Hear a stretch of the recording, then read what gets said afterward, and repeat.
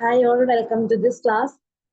നമ്മൾ ഇന്ന് chapter 11 transfer and transmission of shares എന്ന് പറയുന്ന ചാപ്റ്റർ ആണ് ഡിസ്കസ് ചെയ്യുന്നത്.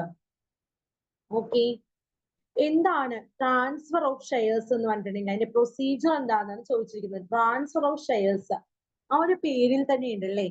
അതായത് transfer shares is A process of transferring ownership of shares from one person to another person. It is called transfer of shares. അപ്പൊ എന്താണ് transfer of shares കൊണ്ടുള്ള ഒരു process ആണ്. ഒരു ഷെയറിൻ്റെതായിട്ടുള്ള ഉടമസ്ഥാവകാശം ഒരു വ്യക്തിയിൽ നിന്ന് മറ്റൊരു വ്യക്തിയിലേക്ക് കൈമാറ്റം ചെയ്യുന്ന ഒരു പ്രോസസ്സിന് അല്ലെങ്കിൽ ഒരു പ്രക്രിയയാണ് നമ്മൾ എന്തെന്ന് പറയുന്നത് transmission of shares transfer of shares എന്ന് പറയുന്നത്. രണ്ട് രീതിയിലാണ് ട്രാൻസ്ഫർ ഓഫ് ഷെയർസ് നടത്തുന്നത്. ഒന്ന് വോളണ്ടറി ട്രാൻസ്ഫറും ഉണ്ട്, രണ്ടാമത്തെ ഇൻവോളണ്ടറി ട്രാൻസ്ഫറും ഉണ്ട്. വോളണ്ടറി ട്രാൻസ്ഫർ എന്ന് പറഞ്ഞിട്ടുണ്ടെങ്കിൽ സ്വമേധയ ഒരു വ്യക്തി അല്ലെങ്കിൽ ഒരു ഷെയർ ഹോൾഡർ സ്വമേധയ ഒരു വ്യക്തി മറ്റൊരു വ്യക്തിയിലേക്ക് ഷെയർസ് കൈമാറ്റം ചെയ്യുന്ന രീതിയാണ്. ഗിഫ്റ്റ് ആയിട്ടോ അല്ലെങ്കിൽ സെയിൽ നടത്തുന്ന രീതിയിലോ കൈമാറ്റം ചെയ്യുന്ന രീതിയാണ് വോളണ്ടറി എന്ന് പറയുന്നത്. എപ്പോൾ വേണമെങ്കിലും കണ്ടക്ട് ചെയ്യാം. ഇൻവോളണ്ടറി എന്ന് പറഞ്ഞിട്ടുണ്ടെങ്കിൽ നമ്മള് എന്താ പറയാ സ്വമേധയാൽ നടത്തുന്നതായിരിക്കില്ല. കോർട്ടിന്റെ ഓർഡർ പ്രകാരമോ എന്തെങ്കിലും തരത്തിലൊരു ബാങ്ക്രപ്സി വരികയോ ഒരു ഇൻഹെറിറ്റൻസിന്റെ ഭാഗമായിട്ടോ, അതായത് നമ്മള് പറയാറുണ്ടല്ലോ ഈ എന്താ പറയാ ഈ പിന്തുടർച്ചയായിട്ട് കൈമാറ്റം ചെയ്തുകൊണ്ടിരിക്കുന്നതായിട്ടുള്ള പൂർവീകപരമായിട്ടുള്ള അങ്ങനെ എന്തെങ്കിലും കാരണങ്ങൾ കൊണ്ടിട്ടോ ഒക്കെ നമ്മള് ഷെയർസ് കൈമാറ്റം ചെയ്യുന്നതിനാണ് ഇൻവോളണ്ടറി എന്ന് പറയുന്നത്. ട്രാൻസ്ഫർ ഷെയർസ് എന്ന് പറയുമ്പോൾ അതിൽ രണ്ട് പാർട്ടീസ് ആണ് മെയിൻലി ഇൻവോൾവ് ചെയ്യുന്നത്. ട്രാൻസ്ഫറിയും ട്രാൻസ്ഫററും വളരെ ഇമ്പോർട്ടന്റ് ആയിട്ടുള്ള പോർഷൻ ആണ്. ട്രാൻസ്ഫറർ എന്ന് പറഞ്ഞിട്ടുണ്ടെങ്കിൽ ആരാണോ ഷെയർസ് വിൽക്കുന്ന വ്യക്തി, ഒരു ഫേം ആവാം അല്ലെങ്കിൽ അതൊരു ഇൻഡിവിജ്വൽ ആവാം, ആ വ്യക്തിയെയാണ് ട്രാൻസ്ഫറർ എന്ന് പറയുന്നത്. ഈ വിൽക്കുന്ന ഷെയർസ് ആരാണോ വാങ്ങിക്കുന്നത്, ബോട്ട് ചെയ്യുന്ന വ്യക്തി അല്ലെങ്കിൽ ആരാണോ ഹോൾഡ് ചെയ്യുന്നത് ആ ഒരു വ്യക്തി അല്ലെങ്കിൽ ആരാണോ റിസീവ് ചെയ്യുന്നത് ആ ഒരു വ്യക്തിയെയാണ് നമ്മൾ എന്തെന്ന് പറയുന്നത് ട്രാൻസ്ഫറി എന്ന് പറയുന്നത്. ഓക്കെ അല്ലേ? ഓക്കെ, ഇനി മെയിൻ ആയിട്ട് പറയുന്ന ഒരു സെക്ഷൻ എന്ന് പറഞ്ഞിട്ടുണ്ടെങ്കിൽ transfer of partly paid up shares. Partly paid up ഷെയർസിന്റെ ട്രാൻസ്ഫർ എങ്ങനെയാണെന്ന്, അതായത് ഒരു ട്രാൻസ്ഫറർ ആപ്ലിക്കേഷൻ ഒക്കെ റെഡിയാക്കിയതിനു ശേഷം പാർട്ട്ലി പെയ്ഡ് അപ്പ് ഷെയർസ് ലൈറ്റ് ആയിട്ടുള്ള ആപ്ലിക്കേഷൻ ഒക്കെ റെഡിയാക്കിയതിനു ശേഷം ആ ട്രാൻസ്ഫർ ഒരിക്കലും എന്ത് ചെയ്യേണ്ട രജിസ്റ്റേർഡ് ചെയ്യേണ്ടതായിട്ടുള്ള ആവശ്യകതയില്ല. യഥേഷ്ടം തന്നെ ട്രാൻസ്ഫറർക്ക് എന്ത് ചെയ്യാവുന്നതാണ്, ഒരു 2 ആഴ്ചത്തെ നോട്ടീസ് ഒക്കെ കൊടുത്തതിന് ശേഷം പാർട്ട്ലി പെയ്ഡ് അപ്പ് ഷെയർസ് യഥേഷ്ടം ട്രാൻസ്ഫർ ചെയ്യാവുന്നതാണ്. Okay, transfer shares held in a joint names. Joint നെയിംസിൽ ഹെൽഡ് ചെയ്തിരിക്കുന്ന രണ്ടോ അതിലധികം വ്യക്തികൾ ചേർന്ന് വാങ്ങിക്കുന്ന ഷെയർസ് എങ്ങനെയാണ് ട്രാൻസ്ഫർ ചെയ്യുന്നത് എന്നുള്ളത് എല്ലാ ജോയിന്റ് ഹോൾഡേഴ്സും സൈൻ ചെയ്തതിനു ശേഷം യഥേഷ്ടം ആ ഷെയർസ് എന്ത് ചെയ്യാവുന്നതാണ് ട്രാൻസ്ഫർ ചെയ്യാവുന്നതാണ്. Transfer when complete. ട്രാൻസ്ഫർ എപ്പോഴാണ് കംപ്ലീറ്റ് ചെയ്യുന്നത്? അപ്പോൾ registration company register the transfer become complete the transfer become A share holder. Transfer complete ആവുന്നത് ട്രാൻസ്ഫർ ആരാകുമ്പോഴാണ്? ട്രാൻസ്ഫർ എന്ന് പറഞ്ഞിട്ടുണ്ടെങ്കിൽ ഷെയർസ് റിസീവ് ചെയ്യുന്ന വ്യക്തി ഷെയർ ഹോൾഡർ ആകുമ്പോഴാണ് ആ ട്രാൻസ്ഫർ എന്താവുന്നത് കംപ്ലീറ്റ് ആകുന്നത് എന്നുള്ളതാണ് കേട്ടോ. ഓക്കെ, പിന്നെ പറയുന്നത് എങ്ങനെയാണ് refusal of registration and appeal against refusal, അതായത് ക്യാൻസലേഷനുമായി ബന്ധപ്പെടുത്തിയിട്ടുള്ള കാര്യങ്ങൾ എങ്ങനെയാണ്. പ്രൈവറ്റ് കമ്പനി ആണെങ്കിൽ നമ്മൾ ഷെയർസ് ട്രാൻസ്ഫർ ചെയ്യുമ്പോൾ ഒരു നോട്ടീസ് കൊടുക്കണം. ട്രാൻസ്ഫർ ചെയ്യുന്നതിന് മുമ്പായിട്ട് 30 ദിവസത്തിന് മുമ്പായിട്ട് നമ്മൾ എന്ത് ചെയ്യണം, ഒരു നോട്ടീസ് കൊടുക്കണം നമ്മൾ ഇങ്ങനെ ഷെയർസ് ട്രാൻസ്ഫർ ചെയ്യുന്നുണ്ടെന്നുള്ളത്. ആ നോട്ടീസ് കിട്ടിയതിന് ശേഷം മാത്രമാണ് ട്രാൻസ്ഫർ ചെയ്യാൻ സാധിക്കുന്നത്. ഒരു പ്രൈവറ്റ് കമ്പനിയാണ്, പബ്ലിക് കമ്പനി ആണെങ്കിൽ കമ്പനിയുടെ രജിസ്ട്രാറിൽ നിന്ന് ട്രാൻസ്ഫർ ചെയ്യുന്ന സെക്യൂരിറ്റീസിന്റെ ഡീറ്റെയിൽസ് എല്ലാം തന്നെ റിഫ്യൂസ് ചെയ്യുന്നതിന് വേണ്ടിയിട്ടായിട്ട് 30 ദിവസത്തിനുള്ളിൽ നമ്മൾ എന്ത് ചെയ്യണം, നോട്ടീസ് ഒക്കെ കൊടുത്ത് സെറ്റ് ചെയ്യണം. അത് അത്രയും ഇമ്പോർട്ടന്റ് ആയിട്ടുള്ള കാര്യങ്ങളല്ല. ട്രാൻസ്ഫർ ഷെയർസ് ആണ് മെയിൻ ആയിട്ട് പഠിക്കേണ്ടത്. ഇനി ബ്ലാങ്ക് ട്രാൻസ്ഫർ വളരെ ഇമ്പോർട്ടന്റ് ആയിട്ടുള്ള കാര്യമാണ്. ബ്ലാങ്ക് ട്രാൻസ്ഫർ എന്ന് പറഞ്ഞിട്ടുണ്ടെങ്കിൽ it is A type of share transfer. Share transfer ചെയ്യുന്നതിന്റെ ഒരു ടൈപ്പാണ് ബ്ലാങ്ക് ട്രാൻസ്ഫർ എന്ന് പറഞ്ഞിട്ടുണ്ടെങ്കിൽ ട്രാൻസ്ഫർ ഫോം ഈ സൈൻഡ് ബൈ എ ട്രാൻസ്ഫറർ. ആരാണോ സെയിൽ നടത്തുന്നത്, ഷെയർസ് സെയിൽ നടത്തുന്നത്, ആ ഒരു വ്യക്തി ട്രാൻസ്ഫർ ചെയ്യുന്ന ആ ഫോമിൽ എന്ത് ചെയ്തിട്ടുണ്ടാവും, സൈൻ ചെയ്തിട്ടുണ്ടാവും. But the name of the transfer is left blank. പക്ഷെ ട്രാൻസ്ഫർ ആരാണോ റിസീവ് ചെയ്യുന്നത് ആ വ്യക്തിയുടെ സ്പേസ് എന്ന് പറയുന്നത് അവിടെ എന്തായിരിക്കും, ബ്ലാങ്ക് ആയിരിക്കും. ആ വ്യക്തിയുടെ ഡീറ്റെയിൽസും ഉണ്ടായിരിക്കത്തില്ല, അതുപോലെ തന്നെ സിഗ്നേച്ചറും ഉണ്ടായിരിക്കും. ഒരു ഇൻകംപ്ലീറ്റ് ആയിട്ടുള്ള ഒരു ട്രാൻസ്ഫർ ആണ് എന്തെന്ന് പറയുന്നത് ബ്ലാങ്ക് ട്രാൻസ്ഫർ എന്ന് പറയുന്നത് കേട്ടോ. അതായത് ബ്ലാങ്ക് ട്രാൻസ്ഫർ ഡീഡിനെ ഒരിക്കലും ഒരു നെഗോഷ്യബിൾ ഇൻസ്ട്രുമെന്റ് ആയിട്ട് കൺസിഡർ ചെയ്യില്ല.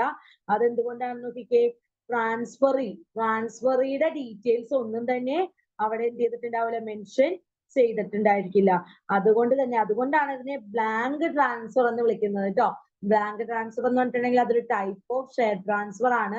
അതായത് ട്രാൻസ്ഫർ ഫോമിൽ മെയിൻ ആയിട്ടും സൈൻ ചെയ്യുന്നത് ട്രാൻസ്ഫറർ ആയിരിക്കും.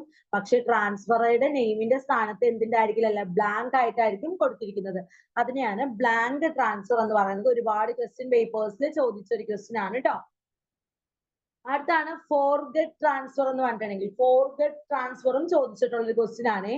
അതൊരു തരത്തിൽ അതൊരു ഇൻസ്ട്രുമെന്റ് ആണ്.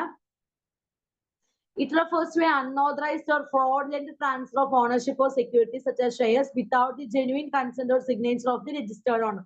ഒരു രജിസ്റ്റേർഡ് ഓണറിന്റെ, അതായത് ഒരു ട്രാൻസ്ഫറർ അദ്ദേഹം രജിസ്റ്റേർഡ് ആണെങ്കിൽ അദ്ദേഹത്തിന്റെ സിഗ്നേച്ചറോ ജെന്യുവിൻ ആയിട്ടുള്ള ഒരു കൺസെന്റോ കൂടാതെ നമ്മള് വളരെ ഫ്രോഡുലന്റ് ആയിട്ടുള്ള രീതിയിൽ അല്ലെങ്കിൽ അൺഓതറൈസ്ഡ് ആയിട്ടുള്ള രീതിയിൽ ഓണർഷിപ്പ് ട്രാൻസ്ഫർ, ഷെയർസിന്റെ ഓണർഷിപ്പ് ട്രാൻസ്ഫർ ചെയ്യുന്ന ഒരു സെഗ്മെന്റ് ആണ് എന്തെന്ന് പറയുന്നത് ഫോർഹെഡ് ട്രാൻസ്ഫർ എന്ന് പറയുന്നത്. It's a type of share transfer ആണ്. പക്ഷെ അതെന്താണ്, അൺഓതറൈസ്ഡ് ആണ്, ഫ്രോഡുലന്റ് ആണ്. Without a genuine consent and signatory of the registered owner. ഒരു രജിസ്റ്റേർഡ് ഓണറിന്റെ ജെന്യുവിൻ ആയിട്ടുള്ള കൺസെന്റ് കൂടാതെയും അദ്ദേഹത്തിന്റെ ജെന്യുവിൻ ആയിട്ടുള്ള സിഗ്നേച്ചർ കൂടാതെയുമുള്ള ഒരു ട്രാൻസ്ഫറിങ് ആണ് എന്തെന്ന് പറയുന്നത് ഫോർഗെഡ് ട്രാൻസ്ഫർ എന്ന് പറയുന്നത്. അവിടെ എന്തൊക്കെയാണ് ഉണ്ടാവുന്നത് നോക്കി, അൺഓതറൈസ്ഡ് ആയിട്ടുള്ള സിഗ്നേച്ചർ ആയിരിക്കും, ഒരിക്കലും ഒരു ഓതറൈസ്ഡ് ആയിട്ടുള്ള സിഗ്നേച്ചർ ആയിരിക്കത്തില്ല. അതുപോലെ തന്നെ ഫിനാൻഷ്യൽ ലോസ് വരാനായിട്ടും ലീഗൽ ആക്ഷൻ എടുക്കാനായിട്ടും സാധിക്കുന്ന ഒരു തരത്തിലുള്ള ഒരു ട്രാൻസ്ഫർ ആണ് ഫോർഗെഡ് ട്രാൻസ്ഫർ എന്ന് പറയുന്നത് കേട്ടോ. വളരെ ഇമ്പോർട്ടന്റ് ആയിട്ടുള്ള സെക്ഷൻ ആണ്. ആ ഫോർഗെഡ് ട്രാൻസ്ഫറിനെ നേരെ എഴുതി വെക്കുക, unauthorised and fraudulent transfer of ownership of the securities without the genuine consent or signatories of the registered owner എഴുതി വെക്കിട്ടോ. അടുത്തത് transfer of shares under depository system. Depository system പ്രകാരം എങ്ങനെയാണ് ഷെയർസ് ട്രാൻസ്ഫർ ചെയ്യുന്നതെന്നുള്ളതാണ് കേട്ടോ. Under Depository Act 1996 provide and establishing one or more depositories for a dematerialized mode of transfer of shares. ഷെയർസിനെ dematerialise ചെയ്യൂ. Dematerialise എന്ന് പറഞ്ഞിട്ടുണ്ടെങ്കിൽ shares are held in a electronic form. ഷെയർസിനെ എന്ത് ഫോമിലായിരിക്കും നമ്മൾ റെക്കോർഡ് ചെയ്യുന്നത്, ഇലക്ട്രോണിക് ഫോമിലായിരിക്കും റെക്കോർഡ് ചെയ്യുന്നത്. അതിനെയാണ് എന്തെന്ന് പറയുന്നത്, ഒന്നോ അതിലധികമോ ഡെപ്പോസിറ്ററീസ് ഉള്ള സിറ്റുവേഷനിലാണ് നമ്മൾ എന്ത് ചെയ്യുന്നത്, ഷെയർസ് ട്രാൻസ്ഫർ ചെയ്യാനായിട്ട് നമ്മൾ ഡീമെറ്റീരിയലൈസ്ഡ് എന്ന് പറയുന്ന ഒരു ഫോം നമ്മൾ യൂസ് ചെയ്യുന്നത്. ഡീമെറ്റീരിയലൈസ്ഡിന്റെ മീനിങ് എന്താണ്, shares are held in a electronic form. Okay, ഈ ഡീമെറ്റീരിയലൈസേഷൻ വഴിയായിട്ടുണ്ടാവുന്ന ബെനഫിറ്റ്സ് എന്തൊക്കെയാന്ന് വെച്ചിട്ടുണ്ടെങ്കിൽ വളരെ സേഫ് ആണ്. നമുക്ക് സെക്യൂരിറ്റീസ് വളരെ ഈസി ആയിട്ട് ഹോൾഡ് ചെയ്യാൻ പറ്റുന്ന ഒന്നാണ്. അതുപോലെ തന്നെ സ്റ്റാമ്പ് ഡ്യൂട്ടിയിൽ നിന്ന് സേവ് ചെയ്യാനായിട്ടാണെങ്കിലും ഫേക്ക് സർട്ടിഫിക്കേഷനിൽ നിന്നും ബാഡ് ഡെലിവറി അങ്ങനെയുള്ള റിസ്കിൽ നിന്നെല്ലാം രക്ഷ നേടാനായിട്ട് സഹായിക്കുന്ന ഒന്നാണ് ഡീമെറ്റീരിയലൈസേഷൻ എന്ന് പറയുന്നത്. പേപ്പർ വർക്ക് എന്ന് പറയുന്നത് വളരെ കുറവായത് കൊണ്ട് തന്നെ ട്രാൻസാക്ഷൻ കോസ്റ്റ് കുറവാണ്. നോമിനേഷൻ എന്നുള്ള ഒരു ഫെസിലിറ്റി നമുക്ക് പ്രൊവൈഡ് ചെയ്യുന്നുണ്ട്. അക്കൗണ്ട് ഹോൾഡർക്ക് നമുക്ക് എളുപ്പം തന്നെ ക്രെഡിറ്റ് ഓഫ് ബോണസ് അതുപോലെ തന്നെ കൺസോളിഡേഷൻ അതെല്ലാം അദ്ദേഹത്തിന്റെ ഡിമാറ്റ് അക്കൗണ്ട് വഴിയായിട്ട് ലഭിക്കുന്നതായിരിക്കും. അപ്പൊ ഇതൊക്കെയാണ് ഡീമെറ്റീരിയലൈസേഷന്റെ എന്തെന്ന് പറയുന്നത് ബെനഫിറ്റ്സ് എന്ന് പറയുന്നത് കേട്ടോ. ഓക്കെ, ഇനി അടുത്താണ് നോമിനേഷൻ എന്ന് പറഞ്ഞിട്ടുണ്ടെങ്കിൽ A holder of securities of a company, കമ്പനിയുടെ സെക്യൂരിറ്റീസ് ഹോൾഡ് ചെയ്തിരിക്കുന്ന വ്യക്തിയാണ് ഹോൾഡർ എന്ന് പറയുന്നത്. Can nominate A person ഹൂം it shares or debentures of the company shall west after his death. അതായത് ഒരു നോമിനേഷൻ എന്ന് പറഞ്ഞിട്ടുണ്ടെങ്കിൽ ഒരു കമ്പനിയുടെ സെക്യൂരിറ്റീസ് ഹോൾഡ് ചെയ്തിരിക്കുന്ന വ്യക്തി, ഷെയർസ് ആയിക്കോട്ടെ ഡിബഞ്ചേഴ്സ് ആയിക്കോട്ടെ കമ്പനിയുടെ, അദ്ദേഹം എന്ത് ചെയ്യണം എന്നുള്ളതാണ്, ഒരു നോമിനിയെ അപ്പോയിന്റ് ചെയ്യേണ്ടതായിട്ടുണ്ട്. ആഫ്റ്റർ ഡെത്ത്, അദ്ദേഹത്തിന്റെ മരണശേഷം അദ്ദേഹത്തിന്റെ ഷെയർസും ഡിബഞ്ചേഴ്സും എല്ലാം തന്നെ കൈകാര്യം ചെയ്യാനായിട്ട് ഒരു വ്യക്തിയെ അപ്പോയിന്റ് ചെയ്യേണ്ടതായിട്ട് ഉണ്ട്. അതിനെയാണ് എന്തെന്ന് പറയുന്നത്, നോമിനി എന്ന് പറയുന്നത്. അത് ആ ഒരു പ്രോസസ്സിനെയാണ് നമ്മൾ എന്തെന്ന് പറയുന്നത്, നോമിനേഷൻ എന്ന് പറയുന്നത് കേട്ടോ. ഓക്കെ, ഇനി എന്താണ് ട്രാൻസ്മിഷൻ ഓഫ് ഷെയർസ് എന്ന് പറയുന്നത്? ട്രാൻസ്ഫർ ഓഫ് ഷെയർസ് വേറെ, ട്രാൻസ്മിഷൻ ഓഫ് ഷെയർസ് വേറെ. ട്രാൻസ്മിഷൻ ഓഫ് ഷെയർസ് എന്ന് പറഞ്ഞിട്ടുണ്ടെങ്കിൽ when a shareholder dies or he is adjudged insolvent, when its company is going to liquidation, transmission of shares take place. ഒരു share holder മരിക്കുകയോ അദ്ദേഹം പെട്ടെന്ന് തന്നെ insolvent ആയിട്ട് മാറുകയോ അല്ലെങ്കിൽ ആ കമ്പനി ആ ഷെയർസ് ഒക്കെ ഇഷ്യൂ ചെയ്യുന്ന ആ ഒരു കമ്പനി ലിക്വിഡേഷനിലേക്ക് മൂവ് ചെയ്യുകയോ, ലിക്വിഡേഷൻ മീൻസ് വൈൻഡപ്പിലേക്ക് മൂവ് ചെയ്യുകയോ ചെയ്തിട്ടുണ്ടെങ്കിൽ നമ്മുടെ ഷെയർസിനെ നമ്മൾ എന്ത് ചെയ്യും? ട്രാൻസ്മിഷൻ നടത്തും. അപ്പൊ ഈ സിറ്റുവേഷൻസിലാണ് എന്ത് വരുന്നത്? ട്രാൻസ്മിഷൻ നടത്തുന്നത്. ഒന്നുകിൽ ഷെയർ ഹോൾഡറിന് മരണം സംഭവിക്കുകയോ ഷെയർ ഹോൾഡർ ഇൻസോൾവെന്റ് ആവുകയോ കമ്പനി ലിക്വിഡേഷനിലേക്ക് മൂവ് ചെയ്യുകയോ ചെയ്യുന്ന സിറ്റുവേഷനിലാണ് എന്തുണ്ടാകുന്നത്? ഷെയർസ് നമ്മളെ യഥേഷ്ടം ട്രാൻസ്മിഷൻ നടത്തുന്നത്. ഓക്കെ. ഇനി what are the differences between transfer and transmission? Transfer of securities it's a deliberate action ആണ്. നമ്മൾ മനഃപൂർവ്വം നടത്തുന്ന ഒരു പ്രവൃത്തിയാണ്. ഒരു വ്യക്തി മറ്റൊരു വ്യക്തിയിലേക്ക് യഥേഷ്ടം അദ്ദേഹത്തിന്റെ കൈവശമുള്ള ഷെയർസ് കൈമാറ്റം, ഷെയർസിന്റെ ഓണർഷിപ്പ് കൈമാറ്റം ചെയ്യുക എന്ന് പറയുന്നത്. അതേസമയം ട്രാൻസ്മിഷൻ എന്ന് പറയുന്നത് ഒരു ഡെലിബറേറ്റ് ആക്ഷൻ അല്ല. ഷെയർ ഹോൾഡർക്ക് മരണം സംഭവിക്കുകയോ അല്ലെങ്കിൽ അദ്ദേഹത്തെ ഇൻസോൾവെന്റ് ആയിട്ട് കോർട്ട് പരിഗണിക്കുകയോ അല്ലെങ്കിൽ ആ ഒരു ഷെയർസ് ഇഷ്യൂ ചെയ്യുന്ന കമ്പനി ലിക്വിഡേഷനിലേക്ക് മൂവ് ചെയ്യുകയോ ചെയ്യുന്ന സിറ്റുവേഷനിലാണ് ട്രാൻസ്മിഷൻ ഉണ്ടാകുന്നത്. ട്രാൻസ്ഫർ എന്ന് പറയുമ്പോൾ എല്ലായ്പ്പോഴും എന്തിന്റെ പേയ്മെന്റ് അവിടെ ഇൻക്ലൂഡ് ചെയ്യുന്നുണ്ട്? സ്റ്റാമ്പ് ഡ്യൂട്ടി എന്ന് പറയുന്ന ഒരു പേയ്മെന്റ് അവിടെ ഇൻക്ലൂഡഡ് ആണ്. അതേസമയം ട്രാൻസ്മിഷൻ എന്തില്ല? സ്റ്റാമ്പ് ഡ്യൂട്ടി എന്ന് പറയുന്ന ഒരു പേയ്മെന്റ് അവിടെ വരുന്നില്ല. പിന്നെ transfer requires consideration but for transmission is not consideration. ട്രാൻസ്ഫറിൽ എന്ത് ഇൻക്ലൂഡ് ആണ്? കൺസിഡറേഷൻ ഇൻവോൾവ്ഡ് ആണ് അല്ലെ. അതായത് ഒരു ട്രാൻസ്ഫറിലേക്ക് ഷെയർസ് കൈമാറ്റം ചെയ്യുമ്പോൾ ട്രാൻസ്ഫർ എന്ത് കൊടുക്കും? ആ ഒരു ഷെയർസിന് തത്തുല്യമായിട്ടുള്ള ഒരു കൺസിഡറേഷൻ ട്രാൻസ്ഫറിലേക്ക് കൊടുക്കും. അതേപോലെ തന്നെ ട്രാൻസ്മിഷനിൽ എന്തില്ല? അത്തരം കൺസിഡറേഷൻ ഒന്നും തന്നെ ഇല്ല. Transfer instrument is required to be executed for affecting transfer. Transfer എന്ന് പറയുന്നത് എന്തിനെ അഫക്ട് ചെയ്യുന്നതാണ്? ട്രാൻസ്ഫറിൻ്റെതായിട്ടുള്ള ചില പ്രവർത്തനങ്ങളെ അത് ബാധിക്കുന്നതാണ്. പക്ഷെ ട്രാൻസ്മിഷൻ എന്തില്ല? ഒരു ലിറ്റിൽ പ്രൂഫ് മാത്രമാണ് ആവശ്യമായിട്ട് വരുന്നത്. പക്ഷെ ട്രാൻസ്ഫറിന് ഒരുപാട് പ്രൂഫുകൾ ആവശ്യമായിട്ട് വരും. അപ്പൊ ഇതൊക്കെയാണ് ട്രാൻസ്ഫറും ട്രാൻസ്മിഷനും തമ്മിലുള്ള ഡിഫറൻസസ് എന്ന് പറയുന്നത്. ഇനി എന്താണ് ഇൻസൈഡർ ട്രേഡിംഗ് എന്ന് പറയുന്നത്? എല്ലായ്പ്പോഴും ചോദിച്ചിട്ടുള്ള ഒരു ക്വസ്റ്റ്യൻ ആണ് ഇൻസൈഡർ ട്രേഡിംഗ് എന്ന് പറയുന്നത്. ഇൻസൈഡർ ട്രേഡിംഗ് എന്ന് പറഞ്ഞിട്ടുണ്ടെങ്കിൽ കമ്പനീസ് ആക്ട് 2013 പ്രകാരം dealing with prohibiting insider trading of securities, സെക്യൂരിറ്റീസിനെ നിരോധിച്ചിട്ടുള്ള അല്ലെങ്കിൽ എന്താ പറയാ അൺഓതറൈസ്ഡ് ആയിട്ടുള്ള ഒരു ഒരു പ്രൊഹിബിറ്റഡ് ആയിട്ടുള്ള ഒരു എന്താ പറയുക ഒരു ട്രാൻസ്ഫറിങ് അല്ലെങ്കിൽ ട്രേഡിംഗ് ആണ് സെക്യൂരിറ്റീസിന്റെ എന്തെന്ന് പറയുന്നത്? ഇൻസൈഡർ ട്രേഡിംഗ് എന്ന് പറയുന്നത്.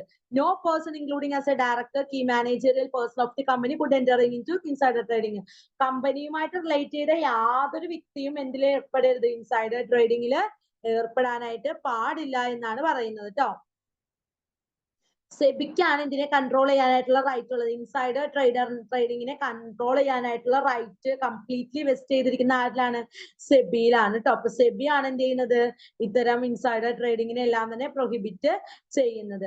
അതുപോലെ തന്നെ മിസ്അപ്രോപ്രിയേഷൻ ഓഫ് ഫണ്ട് ഇൻഫോർമേഷൻ, നമ്മളുടെ കമ്പനിയുടെ ഇൻഫോർമേഷൻസ് മിസ്അപ്രോപ്രിയേറ്റ് ചെയ്യാനായിട്ടുള്ള ഒരു സാധ്യത കൂടുതലാണ്. അതുപോലെ തന്നെ നമ്മളുടെ കമ്പനിക്ക് റെപ്യൂട്ടേഷൻ ഡാമേജ് ഉണ്ടാകാനായിട്ടാണെങ്കിലും അതുപോലെ തന്നെ എന്താ പറയാ ഇൻവെസ്റ്റേഴ്സിന്റെ കോൺഫിഡൻസ്, നമ്മുടെ കമ്പനിയിൽ ഇൻവെസ്റ്റ് ചെയ്യുന്ന ഇൻവെസ്റ്റേഴ്സിന്റെ കോൺഫിഡൻസ് നഷ്ടപ്പെടാനും എല്ലാം തന്നെ ഇൻസൈഡർ ട്രേഡിംഗ് എന്തിനു വഴിയൊരുക്കുന്നു? ഇത്തരം കാര്യങ്ങൾക്ക് വഴിയൊരുക്കുന്ന ഒന്നാണ് ഇൻസൈഡർ ട്രേഡിംഗ് എന്ന് പറയുന്നത്.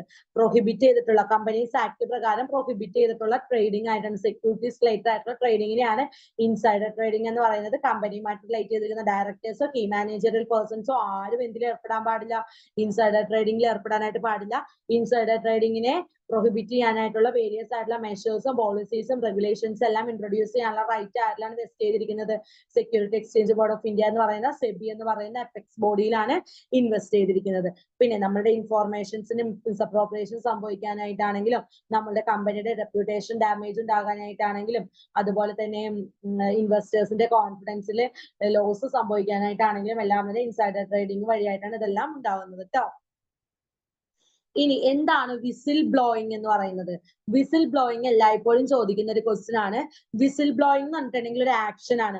റിപ്പോർട്ടിംഗ് റോങ് ഡൂയിങ്, തെറ്റായ എന്തെങ്കിലും കാര്യങ്ങൾ ചെയ്യുന്നുണ്ട് അല്ലെങ്കിൽ അവിടെ കറപ്ഷൻ അഴിമതി നടക്കുന്നുണ്ട്, അൺഎത്തിക്കൽ ആയിട്ടുള്ള ബിഹേവിയർ, അതായത് അനീതിപരമായിട്ടുള്ള പെരുമാറ്റ രീതികൾ ഉണ്ട്, അതിനെ ഒരു ഓർഗനൈസേഷനിൽ നടക്കുന്നുണ്ടെങ്കിൽ അതിനെതിരെ നമുക്ക് ശബ്ദം ഉയർത്താനുള്ള ഒരു ഓപ്പർച്യൂണിറ്റി ആണ് എന്തെന്ന് പറയുന്നത് വിസിൽ ബ്ലോയിങ് എന്ന് പറയുന്നത് കേട്ടോ.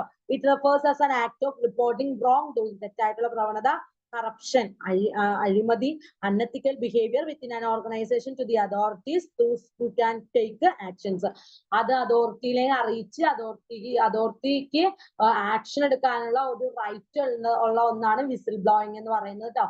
തെറ്റായ പ്രവർത്തികൾക്കെതിരെയോ അനീതികൾക്കെതിരെയോ അഴിമതിക്കെതിരെയോ എന്തെങ്കിലും ഓർഗനൈസേഷനിൽ നടക്കുന്നതായിട്ട് നമുക്ക് കണ്ടിട്ടുണ്ടെങ്കിൽ നമ്മൾക്ക് അതിന്റെ ഹയസ്റ്റ് ആയിട്ടുള്ള അതോറിറ്റിയെ റിപ്പോർട്ട് ചെയ്ത് ടേക്ക് ഇമ്മീഡിയറ്റ് ആക്ഷൻ എടുക്കാനുള്ള ഒരു റൈറ്റിനെയാണ് വിസിൽ ബ്ലോയിങ് എന്ന് പറയുന്നത്.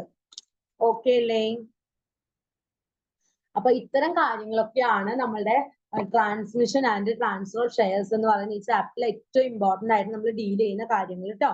ഇനി അടുത്തതാണ് chapter 12 membership of a company. കമ്പനിയുടെ മെമ്പർ ആരാണെന്നാണ് ചോദിച്ചിരിക്കുന്നത്. നമുക്ക് നോക്കാം കേട്ടോ. കമ്പനിയുടെ രജിസ്റ്ററിലെ പേര് നൽകിയിരിക്കുന്നത് അവരെല്ലാവരും തന്നെ കമ്പനിയുടെ ആരാണ് മെമ്പേഴ്സ് ആണെന്നാണ് പറയുന്നത് കേട്ടോ. Any person who can take shares of a company at initial stage or formation. കമ്പനിയുടെ തുടക്ക സമയത്തോ അല്ലെങ്കിൽ ഫോർമേഷന്റെ സമയത്തോ കമ്പനിയിൽ നിന്ന് ഷെയർസ് ഏതൊരു വ്യക്തിയാണോ ഷെയർസ് എടുക്കുന്നത് അവരെല്ലാവരും തന്നെ കമ്പനിയുടെ മെമ്പേഴ്സ് ആണ്. നോക്കിക്കേ, by subscribing to its new shares subscribe ചെയ്യുന്നവരോ അല്ലെങ്കിൽ എക്സിസ്റ്റിംഗ് മെമ്പേഴ്സിൽ നിന്ന് ഷെയർസ് ട്രാൻസ്ഫർ ചെയ്യുന്നവരോ അല്ലെങ്കിൽ റെമ്യൂണറേഷൻ ടേക്ക് ഓവറിന്റെ സമയത്ത് ഷെയർസ് അക്യൂർ ചെയ്യുന്നവരോ അല്ലെങ്കിൽ ഡിവല്യൂഷന്റെ സമയത്ത് ട്രാൻസ്മിഷന്റെ സമയത്ത് ഷെയർസ് അക്യൂർ ചെയ്യുന്നവരോ ഡിബഞ്ചേഴ്സും മറ്റു ലോൺസ് എല്ലാം കൺവേർട്ട് ചെയ്യുന്നവരോ ഇവരെല്ലാവരും തന്നെ കമ്പനിയുടെ ആരാണെന്നാണ് പറയുന്നത് മെമ്പേഴ്സ് ആണെന്നാണ് പറയുന്നത്. ഇനി what are the distinction between member and shareholders? മെമ്പേഴ്സും ഷെയർഹോൾഡേഴ്സും തമ്മിലുള്ള ഡിഫറൻസസ് എന്തൊക്കെയാണ്? A person may be member but not a shareholder. ഒരു വ്യക്തിക്ക് വേണമെങ്കിൽ മെമ്പർ ആകാം, പക്ഷെ അയാൾക്ക് എന്താകാൻ പറ്റില്ല? ഷെയർ ഹോൾഡർ ആവാനായിട്ട് പറ്റില്ല എന്നാണ് പറയുന്നത്. ഷെയർ ഹോൾഡർ എന്ന് പറഞ്ഞിട്ടുണ്ടെങ്കിൽ എന്താണ്? കമ്പനിയുടെ അതായത് കമ്പനിയുടെ ഓണേഴ്സ്, റിയൽ ഓണേഴ്സ് ആണ് ഷെയർ ഹോൾഡേഴ്സ് എന്ന് പറയുന്നത്. ഒരു എക്സാമ്പിൾ ഇവിടെ കൊടുത്തിരിക്കുന്നത് in a company limited by guarantee. ഒരു കമ്പനി ലിമിറ്റഡ് ബൈ ഗ്യാരണ്ടി ആണെങ്കിൽ having no share capital has only a members. അവർക്ക് ഷെയർ ക്യാപിറ്റൽ ഇല്ല, പക്ഷെ ആ കമ്പനിയുടെ ആളുകൾ എന്താണ്? മെമ്പേഴ്സ് ആണെന്നാണ് പറയുന്നത്. After transferring shares the person ceases to be a shareholder. പിന്നെ അദ്ദേഹത്തിലേക്ക് ഷെയർസ് ട്രാൻസ്ഫർ ചെയ്യുന്നുണ്ടെങ്കിൽ അത്തരം പേഴ്സൺസ് ആരായിട്ട് മാറും എന്നുള്ളതാണ്? ഷെയർ ഹോൾഡർ ആയിട്ട് മാറും. But continue as A member, പക്ഷെ കണ്ടിന്യൂ ചെയ്യുന്നത് മെമ്പർ ആയിട്ടായിരിക്കും. Legal representative of A diseased member become A share holder. അതായത് ഒരു മരണപ്പെട്ട വ്യക്തിയുടെ ലീഗൽ റെപ്രസെന്റേറ്റീവ് മിക്കവാറും അത് ആരായിട്ട് മാറുന്നതാണ്? ഇമ്മീഡിയറ്റ്ലി അയാളുടെ മരണശേഷം മരണം കൊണ്ടിട്ട് അദ്ദേഹം ആരായിട്ട് മാറും? ഷെയർ ഹോൾഡർ ആയിട്ട് മാറുകയും അദ്ദേഹത്തിന്റെ നെയിം കമ്പനിയുടെ രജിസ്റ്ററിലേക്ക് എഴുതി ചേർക്കുകയും ചെയ്യുന്നു എന്നുള്ളതാണ് കേട്ടോ. ഇനി ഹു ക്യാൻ ബിക്കം മെമ്പർ, ആർക്കാണ് മെമ്പർ ആയിട്ട് നിൽക്കാനുള്ള സാധ്യതയുള്ളത്? Any person who is agrees to writing become a member of a company can become member but like a contract. കോൺട്രാക്റ്റിലൂടെ മാത്രമാണ് ഒരു വ്യക്തിക്ക് ആരായിട്ട് മാറാൻ സാധിക്കത്തുള്ളൂ? മെമ്പർ ആയിട്ട് മാറാൻ സാധിക്കത്തുള്ളൂ. A person competent to contract can become a members. ഒരു പേഴ്സൺ ഒരു കോൺട്രാക്റ്റിൽ ഏർപ്പെട്ടിട്ടുണ്ടെങ്കിൽ അദ്ദേഹം ആരായിട്ട് മാറും? മെമ്പർ ആയിട്ട് മാറും എന്നുള്ളതാണ് കേട്ടോ. എ മൈനർ, ഒരു മൈനർ ആണ് ഒരു കോൺട്രാക്റ്റിൽ ഏർപ്പെടുന്നതെങ്കിൽ അദ്ദേഹം ഒരിക്കലും ആരാവില്ല? മെമ്പർ ആയിട്ട് മാറില്ല. A partnership firm cannot buy shares in its name. അപ്പൊ ഞാനൊരു പാർട്ണർഷിപ്പ് ഫേം അയാളുടെ പേരിൽ ഷെയർസ് വാങ്ങിക്കുന്നില്ല എങ്കിൽ but can sole the names of the partners as a joint holders. അപ്പൊ എന്തായിട്ടായിരിക്കും അത് മെൻഷൻ ചെയ്യുന്നത്? ജോയിന്റ് ഹോൾഡേഴ്സ് ആയിട്ടായിരിക്കും മെൻഷൻ ചെയ്യുന്നത് എന്നുള്ളതാണ് കേട്ടോ. അതുപോലെ തന്നെ മൈനർ ആരാണെന്നാണ് പറയുന്നത്? ഇന്ത്യൻ കോൺട്രാക്ട് ആക്ട് പ്രകാരം minor is not a competent to enter into a contract. അപ്പൊ എന്താണ്? മൈനർ വളരെ ശക്തിയോട് കൂടി ഒരു കോൺട്രാക്റ്റിൽ ഏർപ്പെടേണ്ടതായിട്ടുള്ള ഒരു ആവശ്യകതയില്ല. Therefore minor cannot be a member of a company. Minor ഒരിക്കലും ആരാവില്ല? കമ്പനിയുടെ മെമ്പർ ആയി തീരില്ല എന്നുള്ളതാണ് കേട്ടോ. പക്ഷെ ഷെയർസ് എല്ലാം നമുക്ക് യഥേഷ്ടം മൈനറിലേക്ക് എന്ത് ചെയ്യാവുന്നതാണ്? ട്രാൻസ്ഫർ ചെയ്യാവുന്നതാണ്. പക്ഷെ മൈനർ ഒരിക്കലും എന്താവില്ല? മെമ്പർ ആയിട്ട് മാറില്ല. ഈ company is A legal person can become a member of the another company. നോക്കി, കമ്പനി ഒരു ലീഗൽ പേഴ്സൺ ആയതുകൊണ്ട് തന്നെ മറ്റൊരു കമ്പനിയുടെ മെമ്പർ ആയിട്ട് മാറാനായിട്ട് ആർക്ക് സാധിക്കുന്നതാണ്? കമ്പനിക്ക് സാധിക്കും. But A subsidiary company cannot be a member of its holding company. പക്ഷെ ഒരിക്കലും ഒരു ഹോൾഡിംഗ് കമ്പനിയുടെ മെമ്പർ ആയിട്ട് ആർക്കും മാറാൻ സാധിക്കത്തില്ല, സബ്സിഡിയറി കമ്പനിക്ക് മാറാനായിട്ട് സാധിക്കത്തില്ല. അതുപോലെ തന്നെ പാർട്ണർഷിപ്പ് ഫോമിന്റെ അടിസ്ഥാനത്തിൽ a firm cannot buy its shares in its name but can so in the name of its partners as a joint holders. A firm can become member of the non-profit making company. An LLP is a separate legal entity and can become the member of a company. അപ്പൊ നോക്കിക്കേ, ഒരു limited liability പാർട്ട്ണർഷിപ്പിന് ഒരു separated ആയിട്ട് ഒരു legal entity ഉള്ളത് കൊണ്ട് തന്നെ മാത്രമാണ് അദ്ദേഹത്തിന് എന്താ ആ ഒരു LLPക്ക് എന്താവാൻ സാധിക്കത്തുള്ളൂ, ഒരു കമ്പനിയുടെ മെമ്പർ ആവാനായിട്ട് സാധിക്കത്തുള്ളൂ.